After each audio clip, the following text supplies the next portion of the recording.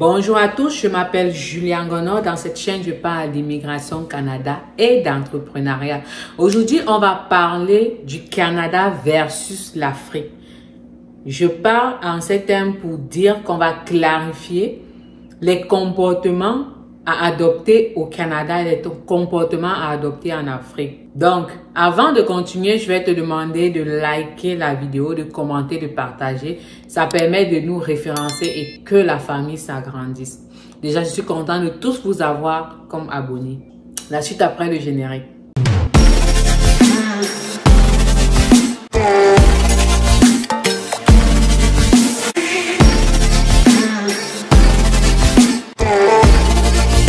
Ce qu'il faut comprendre, c'est que le Canada est différent. La mentalité au Canada est différente de la mentalité en Afrique. Ça, c'est complètement différent. Les comportements, les cultures, l'éducation est différente en Afrique et elle est différente au Canada. Déjà, au Canada, ce qu'on va remarquer, il y a une différence dans la façon d'acheter des produits. Quand tu arrives en Afrique, si on te dit une tomate coûte 5 francs CFA, c'est ces 5 francs CFA que tu vas sortir de ta poche pour payer ta tomate. Contrairement au Canada où quand tu entres dans une épicerie, comme ça s'appelle ici, et que tu veux acheter une tomate, si la tomate elle est naturelle, elle n'a pas été modifiée, elle n'a pas été découpée, elle n'a pas été transformée et tout, tu ne vas pas payer les taxes. Mais si c'est le contraire, tu vas payer les taxes. Je vais m'expliquer. Au Canada, tu payes les taxes sur tout ce qui concerne tes achats alimentaires, même tes habits et autres, sauf sur des produits naturels. Ça veut dire des trucs comme la tomate, comme je parlais tout à l'heure. Si la tomate n'a pas été modifiée, si on ne l'a pas découpée, embellie dans une jolie boîte, les ananas, en tout cas tous les fruits là, la plupart du temps qui sont encore à son état brut, qui n'ont pas été épluchés, qui n'ont pas été découpés, sont exemptés de taxes. Ça veut dire non pas de taxes ajoutées au prix d'achat. Par contre, tous les autres produits que tu achètes, ça veut dire si tu vois une bouteille d'eau potable à acheter, il faut savoir qu'il y aura des taxes. Si ça coûte 5 $ la bouteille d'eau, il faut savoir que tu vas payer peut-être les taxes de quelques sous, quelques cents. Donc, il faut savoir ça. Le prix est rarement le prix réel affiché. Il y a des taxes à la fin quand tu iras payer. Contrairement en Afrique où tu t'en vas, si on te dit que le maquereau coûte 500 francs, tu prends tes 500 francs, tu donnes. Au Canada, si tu vas acheter le maquereau à l'épicerie et autres, on ajoute les taxes. Sur les 500, tu vas peut-être payer 3, 4, 5, 6, dépendamment du pourcentage selon les provinces pour la taxe imposable. Ça, c'est une première différence bien remarquable au Canada. Maintenant, il y a une différence sur l'approche au Canada. L'approche, quand je parle de l'approche, je parle de la salutation. Je parle de la prise de contact. Au Canada, tu verras rarement des gens te dire bonjour. Bonjour madame, bonjour monsieur. Ça n'existe pas. Ça existe très rarement. Pour que tu suives un Canadien le dit, la plupart du temps, c'est parce qu'il répond à quelqu'un qui lui a dit bonjour. Et même bonjour, là, il ne va pas dire bonjour, il va dire allô. Donc, au Canada, quand quelqu'un te remarque ou quelqu'un travaille avec toi, il peut y avoir deux situations. Soit la personne va te sourire. Ils ont un sourire méthodique. Ça veut dire quelqu'un te rencontre à l'épicerie, puis il te sourit. Dès que tu traverses, son visage redevient normal. C'est ça.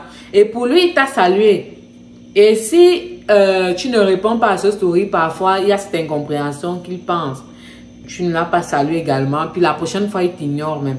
La deuxième option, c'est de t'ignorer. Ça veut dire, tu peux travailler avec quelqu'un pendant 10 ans. Mais quand la personne te rencontre à l'épicerie, dans un stade de football, te rencontre dans un événement extérieur que le travail, la personne ne te connaît pas. Donc, c'est comme s'il y a une page blanche devant lui, en fait. Comme s'il n'y a personne. Une page blanche, c'est même mieux. Donc, c'est comme s'il y avait une néant devant lui. Comme s'il n'y a rien qui existe.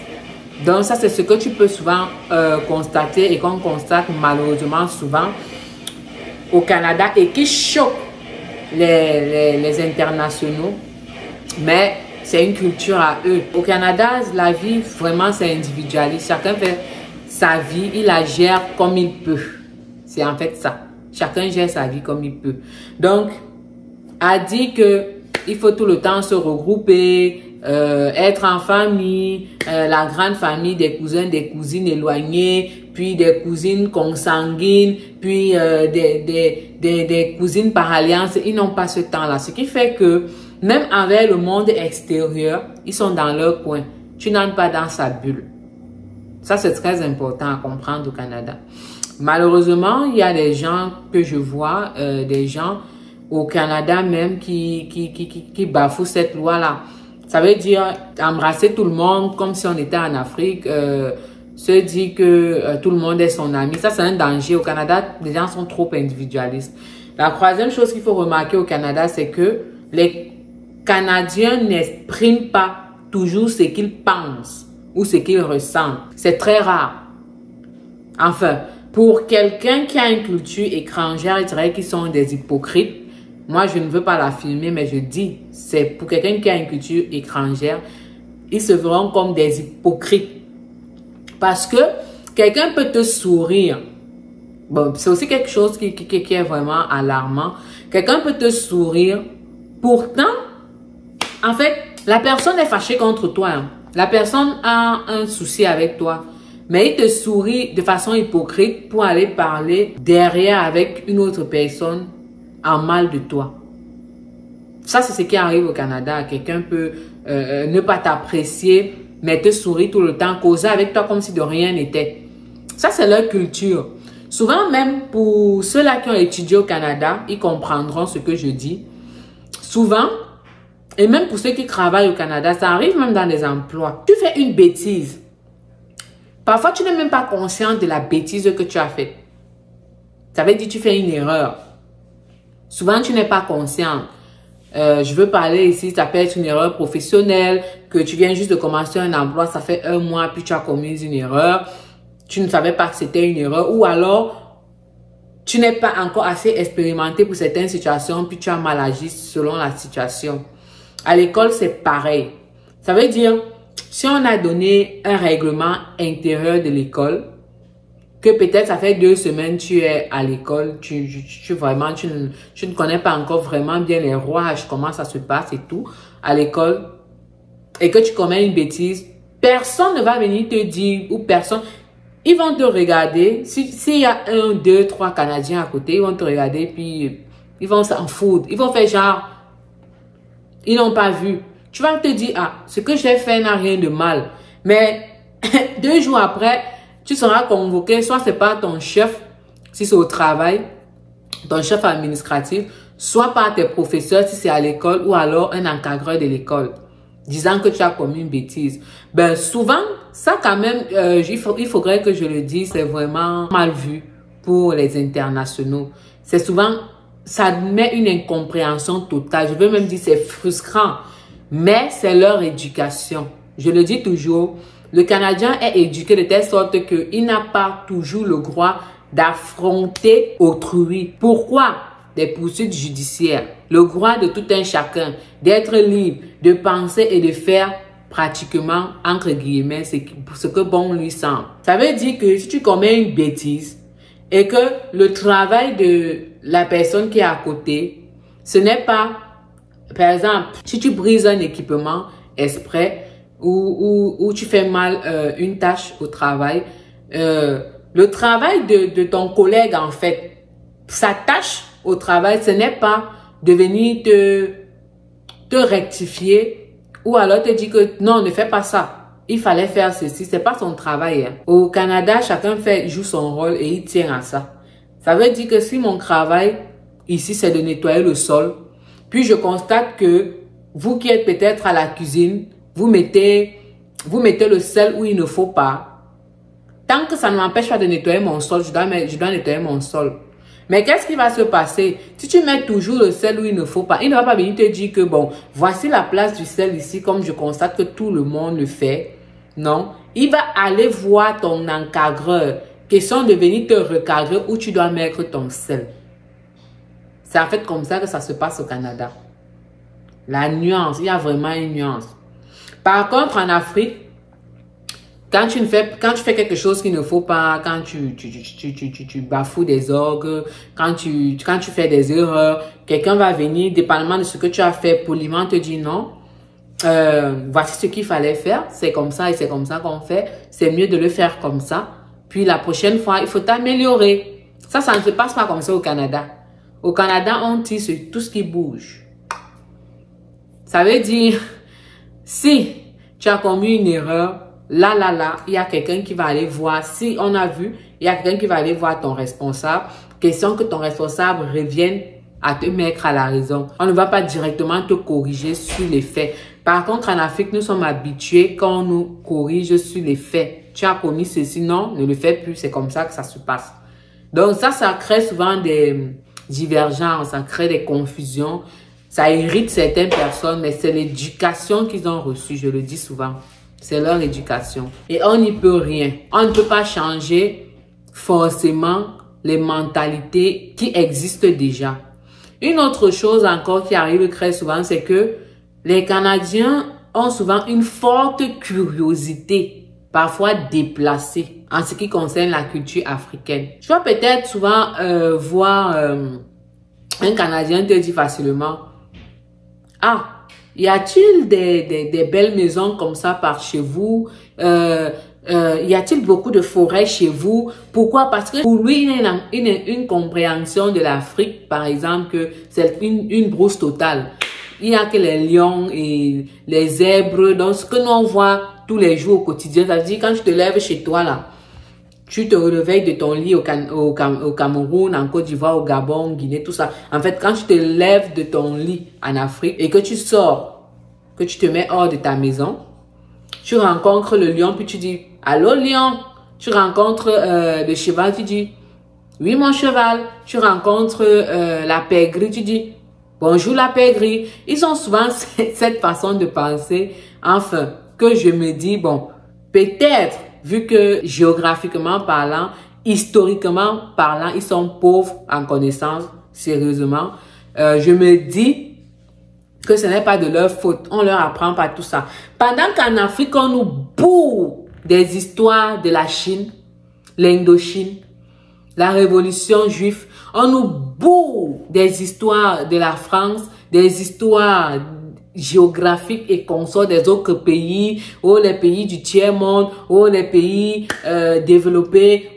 Pendant qu'on nous parle des États-Unis, à tout bout de champ en Afrique, on nous parle de l'Europe, on nous parle de leur histoire, la Première Guerre mondiale, comment ça s'est passé en France, en Italie, au Japon, à Singapour. En tout cas, moi je connaissais même Singapour, étant encore chez moi là-bas, en Afrique, sans même jamais avoir vu à quoi ça ressemble. Eux là, ce n'est pas leur problème. Ce n'est pas leur problème. J'ai été scandalisée un jour. Sérieusement, moi, ça, c'est quelque chose que j'ai vécu. J'ai été scandalisée un jour d'entendre par la bouche d'un Canadien qui ne savait pas que c'est la reine d'Angleterre qui gouverne son pays. Bon, aujourd'hui, c'est le roi d'Angleterre. J'étais scandalisée. Parce que moi qui suis immigrante, des fois, j'ai même une culture plus poussée de leur histoire, de la géographie dans laquelle ils se trouvent, plus que les Canadiens eux-mêmes. Ça, c'est une vérité. Certains Canadiens, bien sûr, pas tous. Ça veut dire que ici, vraiment, parfois, c'est un atout, c'est vrai, mais parfois également, ça laisse croire qu'ils sont fermés. Ça laisse croire que ils n'ont pas la culture du monde, en fait. Tu vas dire peut-être à un Canadien que l'Uruguay se trouve en Amérique. Il est perdu. Il ne sait même pas le pays. Il va te dire que le pays Uruguay existe. Donc, en fait, leur culture est vraiment faite ainsi. On n'y peut rien. Ils ne sont pas imprégnés de ce qui se passe souvent à l'extérieur du monde. Il y a des gens même qui vivent dans leur ville. Ce n'est que là qu'ils vivent. Ils n'ont jamais...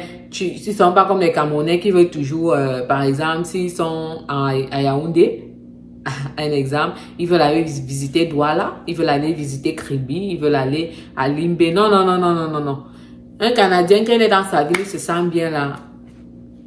Il n'a pas besoin d'aller à 4 heures de route d'où il vit, il fait sa famille. S'il fait dans la maçonnerie, il fait sa maçonnerie de matin, midi. Il ne connaît rien de ce qui se passe dans le monde, puis il s'en fout, il s'en tape pas mal. Il fait sa vie. Ça, c'est quelque chose qui arrive. Et ça leur crée une curiosité, comme si, souvent, c'est sur nous qui veulent venir savoir certaines choses. Bon, tu manges quoi? C'est fait à base de quoi? De fois, c'est une curiosité vraiment, vraiment inoffensive. Mais des fois, tu peux ressentir que c'est comme une sorte de soit moquerie, soit dénigrement.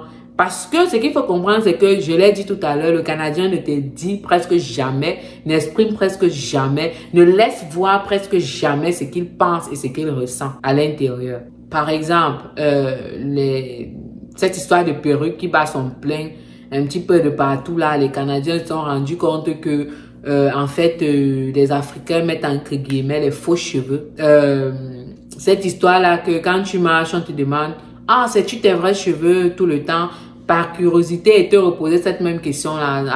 À un moment donné, ça devient rhétorique. Et puis, il y a même une vérité à dire. Parce que moi, j'aime souvent dire les vérités. Depuis que je suis au Canada, il y a un constat. Les Canadiens mettent les faux cheveux. Enfin, ils mettent des extensions de cheveux. Ça veut dire, quelqu'un peut avoir une grosse touffe sur sa tête. Là, ce n'est pas toujours ses cheveux. Ils collent les espaces où, pour ceux qui n'ont pas beaucoup de cheveux, ils collent des espaces d'extension sur la tête. Mais je n'ai jamais vu un international, enfin, que ce soit étudiant ou un travailleur ou une travailleuse venir dire « Ah, as-tu mis des extensions sur ta tête ?» Parce qu'à un moment donné, c'est bien beau d'être curieux, mais ne pas quand même gêner aussi les autres. Donc, je sais qu'il y a des Canadiens même, que ce soit dans ma ville ou ailleurs, qui me suivent. Parfois, c'est gênant.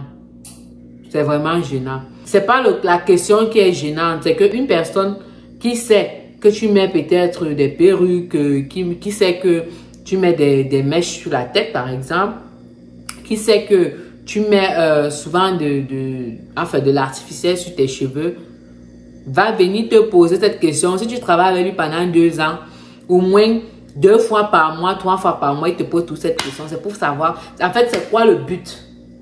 Moi, je ne comprends pas c'est quoi le but. Moi, je sais déjà qu'ils mettent des faux cheveux sur la tête. Ils remplissent leur tête avec les extensions. Mais je n'ai pas jamais demandé à chaque fois, as-tu mis des extensions aujourd'hui? N'en as-tu pas mis? Non. Alors, donc, c'est aussi ça qui peut souvent être intriguant. Ça peut être intriguant pour certaines personnes, pour rester neutre. Mais c'est comme ça qu'ils sont aussi. Nous sommes dans leur pays. Bon. Ça, c'est une chose. Une autre chose encore, c'est que pour l'Africain, il faut savoir que vous devez toujours prouver et travailler plus durement. Ça veut dire, si tu es aux études, évite d'être moyen, évite d'être faible, sois tout simplement au-dessus de la moyenne. Parce que tu devras toujours prouver. Ce que tu fais, pour nous qui avons fréquenté ici au Canada, bien sûr, quand tu fais des études, ce que tu fais est toujours pris en compte et doit être traité durement comparé à un Canadien. Ça, c'est une réalité, c'est une vérité, c'est un fait. Ça ne se discute pas. Donc, il faut toujours être un peu au-dessus de la moyenne pour pouvoir échapper à certaines choses. Parce que quand on essaie de le démentir, quand on crée des gros mots, ça veut dire quand peu importe la grammaire, l'orthographe, la syntaxe qu'on va créer autour de ça, le racisme existe et on vit avec. Pour ceux qui me posent tout le temps la question, Julia, est-ce qu'il n'y a pas de racisme au Canada? Peut-être c'est un racisme camouflé, mais ce qui est sûr, c'est qu'il y aura toujours des gens qui seront victimes de racisme.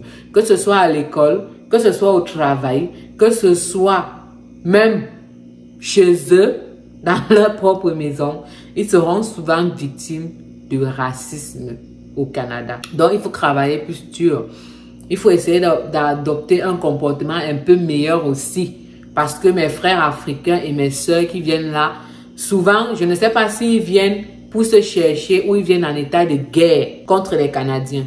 Ça, c'est aussi quelque chose enfin, je me demande souvent, ou ça laisse à croire souvent que à la place de venir se chercher, il y en a certains que leur but ultime, c'est soit de monter les internationaux contre les Canadiens, soit de combattre les Canadiens. Or, ton but est de venir excéder dans ce que tu fais et retourner dans ton pays, manger les fruits de cela, apprendre aux autres ce que tu as appris à l'extérieur.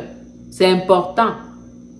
Quand je marche dans mon pays et je vois des immeubles, par exemple, que ce sont des gens de la diaspora qui ont construit, et tu remarques vraiment la différence, tu dis, bon, on vient, au moins, cette personne qui a sorti son immeuble, c'est pour chercher de l'argent, mais dans sa façon de faire, la beauté, l'éclat du bien de l'immeuble que tu vois, tu comprends qu'il amène un autre essence dans ton pays, un apport positif, que ce soit en termes de créativité, que ce soit en termes économiques. C'est ça le plus important. Et pas seulement dans son pays, mais pour soi-même. Pour soi-même. Ça laisse souvent croire aussi cette différence-là au Canada avec mes frères et sœurs internationaux. Donc, c'est cette différence que je voulais vous parler aujourd'hui. Merci de m'avoir écouté jusqu'à la fin. Je tiens à remercier tous mes nouveaux abonnés parce qu'il y en a plusieurs par jour. J'essaye de répondre à tous les messages, mais comme on le dit souvent, le temps peut nous tenir défaut à répondre à certains messages, mais je vous porte à cœur, puis je sais que vous êtes là, je comprends vos questions. Et il y a des questions que je réponds à la place de répondre par message, souvent. J'y pense, puis je fais une vidéo complète sur ça, comme cette vidéo que je viens de faire. Merci de vous abonner, liker, partager, et on se voit à la prochaine vidéo.